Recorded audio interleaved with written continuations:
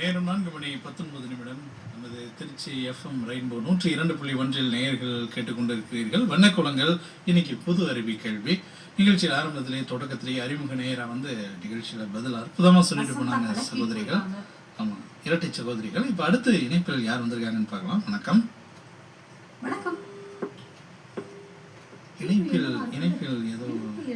இணைப்பில் ஏதோ இடையூறு. சரி, இப்பொழுது இணைப்பில் வந்திருக்கக்கூடிய நேயர் யார் என்று பார்க்கலாமா? வணக்கம் நேயர்களே. இணைப்புல வராங்க, ஆனா ஏதோ இணைப்பு இங்கே நேயர்கள் நீங்க நமது திருச்சி வானொலி அலைவரிசைகளில் பங்கெடுப்பதற்காக தொலைபேசி எண்கள் 0431 முன்னிணைப்பாக போட்டுக்கொள்ளுங்கள். 240-102-1 இதில் புத்தம் புதிதாய் அறிமுகமாக ஆசையோடு காத்திருக்கக்கூடிய நேயர்கள் வரலாம். 246-102-1 மற்ற நம் அனைத்து நேயர்களும் ஏற்கனவே பங்கெடுத்து பரிச்சயமான அனைத்து நம் நேயர்களும் இந்த எண்ணில் வரலாம்.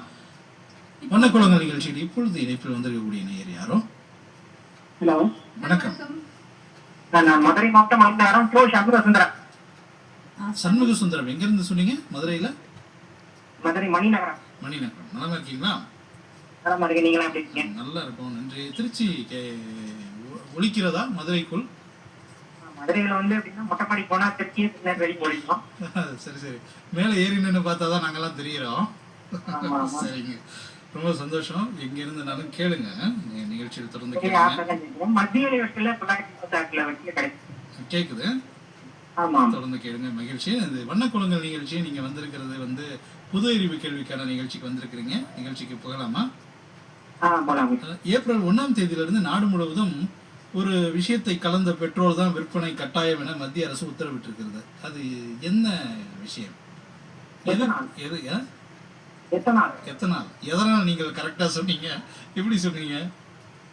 அடிக்கடி 2-3 நாட்களுக்கு முன்பாக செய்தித்தாளில் வந்திருந்த கேள்வி. எத்தனை பெர்சன்டேஜ், எத்தனை சதவிகிதம் எத்தனால் கலக்க வேண்டும் தெரியுமா? 20% எத்தனால். அதுதான் ஏப்ரல் 1ஆம் தேதியிலிருந்து நாடு முழுவதும் எத்தனால் கலந்த பெட்ரோல் தான் விற்பனை கட்டாயம் என மத்திய அரசு உத்தரவிட்டிருக்கிறது. சரியான பதிலை சொன்னார் மணிநகரத்தைச் சேர்ந்த நண்பர் சண்முக சுந்தரம். வாழ்த்துக்கள் ஐயா உங்களுக்கு.